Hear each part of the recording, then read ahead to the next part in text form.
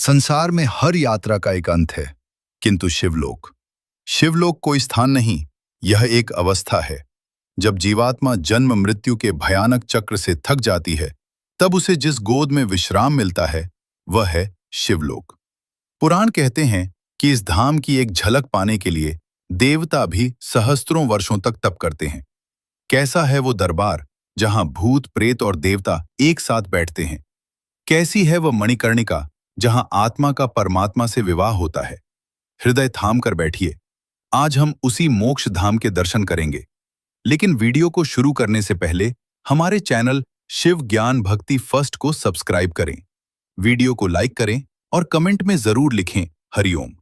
तो चलिए वीडियो को शुरू करते हैं। समस्त लोकों से परे, जहां न सूर्य का प्रकाश है, न चंद्रमा की शीतलता, अपितु जहां स्वयं प्रकाश पुंज विराजमान है, वह है शिवलोक। यह केवल एक स्थान नहीं, यह चेतना की वह सर्वोच्च अवस्था है जहां पहुंचकर जीव शिव हो जाता है। आज हम अपनी अंतरात्मा के नेत्रों से उस परम धाम की यात्रा करेंगे जिसकी कल्पना मात्र से जन्म जन्मांतर के पाप भस्म हो जाते हैं।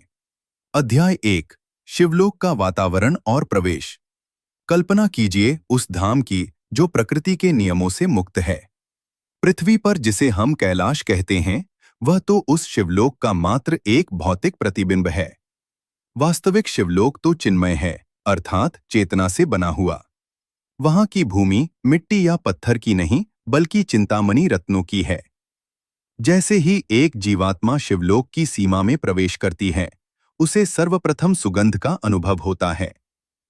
यह सुगंध किसी पुष्प की नहीं, बल्कि सत्य की सुगंध है। यहाँ की वायु में प्राणवायु नहीं, बल्कि भक्ति बहती है।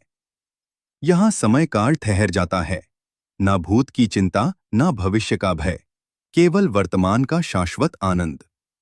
यहाँ के वृक्ष सामान्य वनस्पति नहीं हैं, वेदों की ऋचाओं के समान पवित्र हैं। जब हवा इन वृक्षों के पत्तों को छूती है, तो सरसराहट नहीं होती, बल्कि सामवेद का गायन गूंजता है। यहाँ धूल का एक कण भी यदि मस्तक पर लग जाए, तो इंद्र का वैभव भी फीका प्रतीत होता है। यह वह भूमि है जहाँ देवता भी नतमस्तक होकर प्रवेश करते हैं। अध्याय 2, मंदाकिनी नदी, जटाओं से बहता अमृत। अब हमारे समक्ष साक्षात मां मंदाकिनी प्रवाहित हो रही हैं। यह साधारण जल नहीं है, यह तो करुणा का द्रव रूप है। शास्त्रों में वर्णन है कि जब यह नदी शिव की जटाओं से मुक्त होकर शिवलोक में बहती है, तो इसका वेग अत्यंत शांत और लयबद्ध होता है। मंदाकिनी का जल अमृत से भी अधिक मीठा और प्रकाश से भी अधिक उज्ज्वल है। इसके तटों पर दिव्य हंस विचरण करते हैं, जो मोती नहीं बल्कि मुक्ति चुकते हैं। इस नदी के प्रवाह में एक अद्भुत संगीत है, जैसे सहस्त्र वीणाएं एक साथ बज रही हों। कहा जाता है कि मंदाकिनी के स्पर्श मात्र से आत्मा का मलिन आवरण धुल जाता है। इसके घाट स्फटिक मणियों क्रिस्टल से बने हैं। जब महादेव ध्यान मग्न होते हैं, तो मंदाकिनी भी अपना प्रवाह रोक देती है, ताकि महादेव की समाधि में कोई विघ्न न पड़े। इस नदी में स्नान करना साक्षात ज्ञान के सागर में डुबकी लगाने जैसा है। यहाँ की लहरें किनारे से टकराती नहीं हैं, बल्कि किनारों के चरण स्पर्श करती हैं। अध्याय 3, इच्छाओं के परे की स्थिति। शिवलोक के मध्य में, जहाँ स्वयं आदि शक्ति और आदि देव विराजमान होते हैं, वहीं स्थित है कल्पवृक्ष। इंद्र के नंदन वन में भी कल्पवृक्ष है, जो भौतिक इच्छाएं पूरी करता है। किंतु शिवलोक का कल्पवृक्ष अद्भुत है। यह कामनाओं को पूरा नहीं करता, यह कामनाओं का अंत कर देता है। इसके नीचे बैठने मात्र से जीव की सभी अतृप्त वासनाएं शांत हो जाती हैं। उसे कुछ मांगने की इच्छा ही नहीं रहती, और जब कुछ मांगने की इच्छा ना रहे, वही तो परम आनंद है। इस वृक्ष की शाखाएं चारों दिशाओं में धर्म, अर्थ, काम और मोक्ष का विस्तार करती हैं। इसके पुष्प कभी मुरझाते नहीं। उन पुष्पों से मकरंद, शहद की जगह भक्ति रस टपकता है। मान्यता है कि इस कल्पवृक्ष की छाया में बैठकर स्वयं माता पार्वती महादेव से सृष्टि के रहस्यों का श्रवण करती हैं। इसकी छांव शीतलता नहीं देती, बल्कि अज्ञान के ताप को हर लेती है। यह वृक्ष साक्षी है उस अनंत प्रेम का, जो शिव और शक्ति के मध्य अनादिकाल से है। अध्याय 4 मणिकर्णिका और दिव्य सरोवर। काशी में मणिकर्णिका घाट है जहां देह का त्याग होता है, किंतु शिवलोक की मणिकर्णिका वह स्थान है जहां आत्मा का पुनर्जन्म नहीं बल्कि शिव सायुज्य, शिव में विलीन होना होता है। यह एक विशाल सरोवर है जिसके जल में नीलमणि जैसी आभा है। इसके घाटों पर नवरत्नों की सीढ़ियां बनी हैं। पुराणों में वर्णन आता है कि जब माता पार्वती और महादेव यहाँ जल क्रीड़ा करते हैं तो उनके आभूषणों की मणियां, रत्न इस जल को और अधिक प्रकाशमान कर देती हैं। यहाँ खिले हुए कमल सामान्य नहीं है, ये सहस्त्रदल कमल है जो कभी कुमलाते नहीं। भंवरे यहाँ गुंजन करते हुए शिवोहम का नाद करते हैं। सरोवर का जल इतना स्थिर है कि ये दर्पण की भांति आत्मा का वास्तविक स्वरूप दिखा देता है। जो इस जल का आचमन करता है उसे फिर कभी माता के गर्भ में नहीं आना पड़ता। यहाँ का वातावरण इतना पवित्र है कि यहाँ मौन भी बात करता है और शब्द निरर्थक हो जाते हैं। अध्याय 5 शिव दरबार माइनस, जहाँ प्रलय और सृजन साथ बसते हैं। हम पहुंचते हैं उस स्थान पर जिसके लिए ऋषि मुनि सहस्त्रों वर्षों तक तपस्या करते हैं। वो है महादेव का दरबार। देखिए, सामने रजत पर्वत के शिखर पर वटवृक्ष के नीचे व्याघ्र चर्म पर आसीन है देवाधिदेव महादेव। उनका शरीर कर्पूर के समान गौर वर्ण का है। कर्पूर गौरम, उनके अंगों पर भस्म ऐसे सुशोभित हो रही है जैसे आकाश में श्वेत बादल। मस्तक पर बाल चंद्रमा अपनी शीतलता से ब्रह्मांड को तृप्त कर रहा है। उनके वाम भाग में जगत जननी मां पार्वती विराजमान है जो करुणा की मूर्ति है। उनकी दृष्टि मात्र से सृष्टि का पालन हो रहा है। महादेव के चरणों में नंदी बैठे हैं जो प्रतीक्षा और समर्पण के प्रतीक हैं। गण और भूत प्रेत भी यहाँ शांत भाव से हाथ जोड़े खड़े हैं, क्योंकि शिव के सानिध्य में तामसिक वृत्तियां भी सात्विक हो जाती हैं। यहाँ कोई राजा नहीं, कोई रंक नहीं, यहाँ केवल प्रेम का साम्राज्य है। जब महादेव अपने नेत्र खोलते हैं तो नया सवेरा होता है, और जब वे नेत्र मूंदते हैं तो प्रलय भी विश्राम करने लगती है। शिवलोक कोई भौगोलिक स्थान नहीं है जिसे आप मानचित्र पर ढूंढ सकें। ये तो भाव का विषय है। जब आपका मन विकारों से शून्य हो जाए, हृदय में करुणा का सागर बहने लगे और हर श्वास में नमः शिवाय बस जाए, तो समझ लेना कि आप पृथ्वी पर रहते हुए भी शिवलोक में ही हैं। हे महादेव, हमें अपनी भक्ति का वह कण प्रदान करें जिससे हम इस नश्वर देह को त्यागने के बाद आपके उस शाश्वत अविनाशी और दिव्य शिवलोक के वासी बन सकें। शिव दरबार मात्र एक परिवार का मिलन नहीं, बल्कि ब्रह्मांड की समस्त शक्तियों का संतुलन है। ब्रह्मांड के उस शिखर की कल्पना कीजिए जो केवल पर्वत नहीं अपितु चराचर जगत की धुरी है। रजतगिरी कैलाश, जहां वायु में ऑक्सीजन नहीं बल्कि ओंकार बहता है। जहां सूर्य की रश्मियां जब हिमखंडों को स्पर्श करती हैं तो वे पिघलती नहीं बल्कि स्वर्ण बन जाती हैं। यही कल्पवृक्ष की छाया में मंदाकिनी के तट पर सुशोभित है त्रिभुवन का सबसे अद्भुत दरबार। यह दरबार किसी सम्राट का नहीं बल्कि योगियों के ईश्वर महादेव का है। यहाँ ना तो स्वर्ण के सिंहासन है, ना ही मखमल के आसन। यहाँ तो शिलाओं पत्थरों पर ही ब्रह्मांड का शासन चलता है। परिवार के अधिष्ठाता आदिदेव महादेव दरबार के मध्य में मेरुदंड की भांति सीधे शांत और स्थिर बैठे हैं। प्रभु आशुतोष, उनके शरीर पर किसी राजसी वस्त्र का आवरण नहीं है, अपितु श्मशान की भस्म रमी हुई है।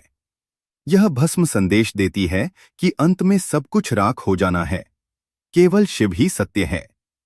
उनके जटाजूट में बंधी मां गंगा मानो उनकी उग्रता को शीतलता प्रदान कर रही हैं। भाल पर सुशोभित बाल चंद्रमा काल समय को नियंत्रित करता है, और कंठ, वो नीला कंठ जिस पर हलाहल विष का चिन्ह है, वह प्रमाण है कि परिवार का मुखिया वही हो सकता है जो घर के सारे संकटों और कड़वाहट विष को अपने कंठ में रोक ले और परिवार को अमृत बांटे। महादेव के गले में लिपटे नागराज वासुकी काल के प्रतीक हैं। वे फुफकारते हैं, किंतु महादेव के स्पर्श से वे भी शांत हैं। शिव इस दरबार के केंद्र हैं।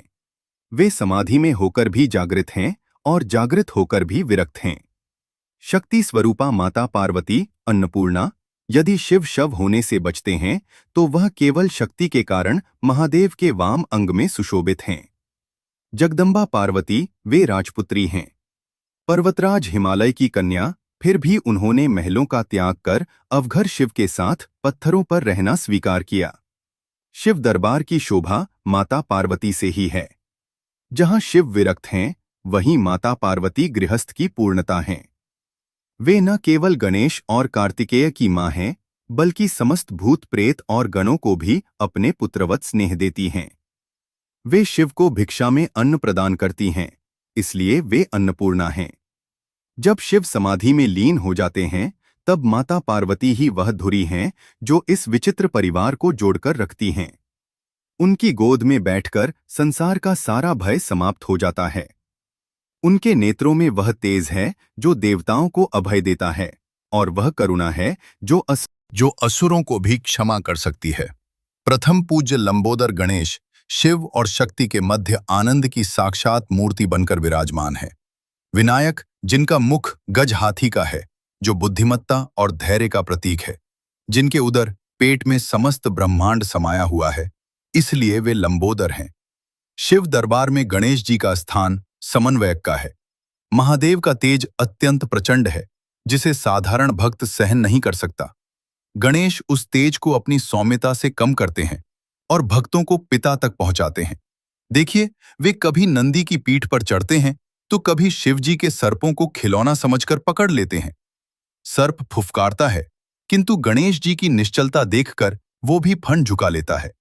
उनके हाथों में मोदक है, जो मोद आनंद का प्रतीक है।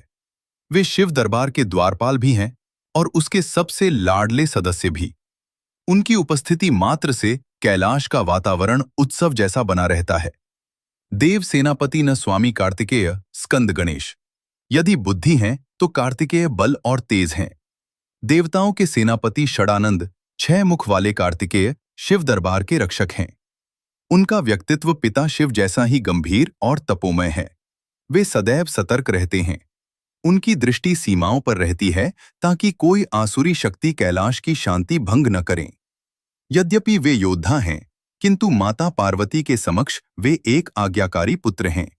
उनके हाथ में दंड नहीं, धर्म की ध्वजा है।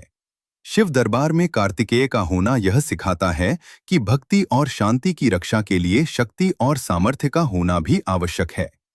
वे ब्रह्मचारी हैं, तपस्वी हैं और अपने पिता के गुरु शिव गुरु भी माने जाते हैं, क्योंकि उन्होंने ही महादेव को प्रणव मंत्र ओ का गढ़ अर्थ समझाया था। विचित्रता में एकता। संसार जिसे ठुकरा देता है, शिव उसे अपना लेते हैं। शिव दरबार की सबसे अद्भुत विशेषता यहाँ के गण हैं। सर्वप्रथम नंदी, जो धर्म के अवतार हैं। वे सदैव शिव की ओर मुख करके बैठे रहते हैं। उनकी प्रतीक्षा अनंत है। वे शिव से कुछ मांगते नहीं, बस शिव को चाहते हैं। नंदी यह सिखाते हैं कि परमात्मा की ओर पीठ करके नहीं, सदैव मुख करके बैठना चाहिए। फिर आते हैं ऋषि भृंगी, जो केवल शिव के भक्त थे, शक्ति के नहीं। इस भेद को मिटाने के लिए ही शिव को अर्धनारीश्वर बनना पड़ा। और वे गण जिनके रूप विकृत हैं, जो भूत प्रेत पिशाच हैं। समाज जिन्हें अपवित्र मानता है, महादेव ने उन्हें अपने दरबार में स्थान दिया है। यह दर्शाता है कि आत्मा का कोई रूप नहीं होता और शिव केवल आत्मा को देखते हैं, बाहरी आवरण को नहीं। इस दरबार का सबसे बड़ा चमत्कार देखिए। यहाँ प्राकृतिक शत्रुता, नेचुरल एनमिटी भी दैवीय प्रेम में बदल जाती है। माता पार्वती का वाहन सिंह शेर है और शिव का वाहन वृषभ बैल है। वन में शेर बैल को खा जाता है, किंतु यहाँ दोनों पास पास बैठे हैं। कार्तिकेय का वाहन मयूर मोर है और शिव के आभूषण सर्प हैं। मोर सांप का शत्रु है, पर यहाँ मोर सांपों की छाया में विश्राम करता है। गणेश का वाहन मूषक चूहा है, जिसे सांप खा सकता है और मोर भी। किंतु यहाँ मूषक निर्भय होकर शिवजी के सर्पों की फन पर कूदता है। यह कैसे संभव है? यह केवल तभी संभव है जब केंद्र में महादेव हो। जहाँ सात्विक प्रेम होता है, वहाँ जन्मजात वैर भी समाप्त हो जाता है। शिव दरबार यह संदेश देता है कि यदि परिवार का मुखिया शिव और गृहिणी शक्ति धर्म और प्रेम पर स्थित हो, तो परिवार के सदस्यों के स्वभाव कितने भी अलग क्यों न हो, वे एक साथ शांति से रह सकते हैं।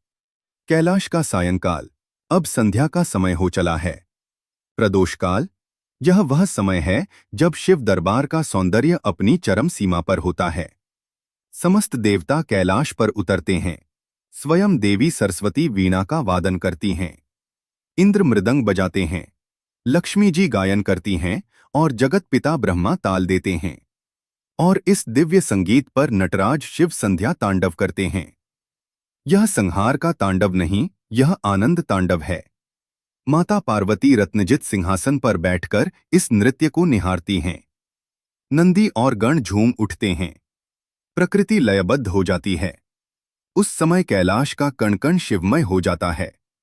हे मानव, शिव दरबार का दर्शन केवल आंखों का सुख नहीं, यह जीवन जीने की कला है। यह हमें सिखाता है कि विष पीकर भी कैसे मुस्कुराया जाए, अभावों में भी कैसे उत्सव मनाया जाए और विरोधियों के बीच रहकर भी कैसे प्रेम किया जाए। जो इस दिव्य परिवार का ध्यान करता है, उसका अपना परिवार भी शिव दरबार की भांति कलहमुक्त और प्रेम युक्त हो जाता है। ब्रह्मांड के अनंत विस्तार में एक ऐसा धाम है जहां सूर्य का प्रकाश भी नतमस्तक होकर प्रवेश करता है। वो है कैलाश शिवलोक। किंतु क्या आपने कभी सोचा कि उस परम धाम की सुरक्षा कौन करता है? क्या वहां कोई लोहे के फाटक हैं? क्या वहां अस्त्र शस्त्र सैनिक खड़े हैं? शिवलोक की सुरक्षा व्यवस्था स्वयं में एक रहस्य है। वहां की सीमा रेखा अहंकार को भीतर जाने से रोकती है। उस धाम के द्वार पर दो महाशक्तियां प्रहरी बनकर खड़ी हैं। एक है समर्पण की मूर्ति नंदी और दूसरे हैं काल के स्वामी महाकाल। आज हम खोलेंगे शिवलोक के उन द्वारों का रहस्य जिन्हें पार करना देवताओं के लिए भी दुर्लभ है। अध्याय 1, शिवलोक की सुरक्षा चक्र। शिवलोक का प्रवेश द्वार कोई सामान्य दरवाजा नहीं है। शास्त्रों में इसे महाद्वार कहा गया है। गरुड़ पुराण और स्कंद पुराण के अनुसार शिवलोक के चारों ओर 7 सुरक्षा घेरे, 7 लेयर्स ऑफ प्रोटेक्शन है। इस सुरक्षा तंत्र की विशेषता यह है कि यह शरीर को नहीं बल्कि मन को रोकता है। यदि किसी के मन में लेश मात्र भी छल, कपट या अहंकार है, तो वह पहले घेरे में ही भस्म हो जाएगा। इस अभेद्य दुर्ग के प्रधान रक्षक हैं नंदी और महाकाल। नंदी जहां भक्ति की परीक्षा लेते हैं, वहीं महाकाल शक्ति और समय का लेखा जोखा रखते हैं। कहते हैं, शिव की आज्ञा के बिना स्वयं वायुदेव भी कैलाश में वेग से नहीं बह सकते। उन्हें भी अपनी गति मंद करनी पड़ती है। यहां तक कि यमराज भी अपने पास फंदा को बाहर छोड़कर ही एक विनम्र बालक की भांति प्रवेश करते हैं। अध्याय 2, नंदी माइनस, प्रतीक्षा और अधिकार का प्रतीक। सबसे पहले दर्शन कीजिए शिवलोक के प्रथम नागरिक और प्रधान द्वारपाल के नंदीश्वर। संसार उन्हें केवल शिव का वाहन समझता है, लेकिन यह आधा सत्य है। नंदी शिलाद ऋषि के पुत्र हैं और कठोर तपस्या से उन्होंने अजर अमर होने का और शिव का द्वारपाल बनने का वरदान प्राप्त किया था। नंदी की कथा प्रतीक्षा की कथा है। वे शिव की ओर मुख करके बैठते हैं। उनकी दृष्टि एक क्षण के लिए भी अपने स्वामी से नहीं हटती। द्वारपाल के रूप में उनका नियम कठोर है। जो शिव के अनुकूल है वही भीतर जाएगा। अनसुनी कथा, रावण और नंदी। एक बार लंकापति रावण अपने पुष्पक विमान से कैलाश के ऊपर से गुजरने का प्रयास कर रहा था। नंदी ने उसे रोका और कहा, हे दशानंद, यह क्षेत्र महादेव का है। यहां तुम्हारा अभिमान और विमान दोनों वर्जित हैं। रावण ने नंदी के वानर बंदर जैसे मुख को देखकर उपहास किया और कहा, तू एक पशु होकर मुझे रोकेगा। तब शांत स्वरूप नंदी के नेत्रों में रौद्र रस भर गया। उन्होंने रावण को श्राप दिया, हे मूर्ख, तूने मेरे वानर स्वरूप का उपहास किया है। जा, इन्हीं वानरों के द्वारा तेरे कुल का, तेरे गर्व का और तेरी लंका का नाश होगा। यह नंदी की शक्ति थी। वे केवल द्वारपाल नहीं, वे शिव की इच्छा का क्रियान्वयन करने वाले दंडनायक भी हैं। अध्याय 3, महाकाल माइनस, काल के अधिपति, प्रहरी। यदि नंदी भक्ति हैं तो महाकाल भय हैं। शिवलोक के दूसरे प्रहरी स्वयं भगवान शिव का ही एक उग्र अंश हैं। महाकाल, उनका रूप अत्यंत डरावना है। वे द्वार पर इसलिए खड़े हैं ताकि संसार की कोई भी अशुद्धि भीतर न जा सके। महाकाल, समय, टाइम का प्रतीक है। शिवलोक कालातीत बियॉन्ड टाइम है, अर्थात वहां समय नहीं बीतता, इसलिए समय को द्वार पर ही रोक दिया जाता है। जब कोई जीवात्मा मृत्यु के पश्चात शिवलोक की ओर बढ़ती है तो महाकाल उसके कर्मों का हिसाब नहीं मांगते। वे केवल उसकी चित्तवृत्ति देखते हैं। यदि उस आत्मा में शिव तत्व है तो महाकाल उसे मार्ग दे देते हैं। यदि नहीं तो महाकाल का एक हुंकार उस आत्मा को पुनः मृत्युलोक में धकेल देता है। एक पौराणिक प्रसंग है कि जब अंधकासुर माता पार्वती का अपहरण करने के लिए शिवलोक में घुसने का प्रयास कर रहा था, तब महाकाल ने ही उसे द्वार पर रोका था। उनका युद्ध इतना भीषण था कि उनके चरणों के आघात से पाताल लोक तक कंपित हो गया था। महाकाल शिवलोक की मर्यादा के रक्षक हैं। अध्याय 4 कीर्तिमुख माइनस द्वार के ऊपर का रहस्य। शिवलोक की सुरक्षा व्यवस्था की सबसे अद्भुत और अनसुनी कथा है कीर्तिमुख की। ध्यान से देखिए, शिवलोक के मुख्य द्वार की चौखट के सबसे ऊपर एक भयानक मुखमंडल बना होता है। यह कोई दानव नहीं बल्कि शिव का परम प्रिय गण है तथा एक बार जालंधर नामक असुर ने राहु को दूत बनाकर शिव के पास भेजा। राहु ने शिव को चुनौती दी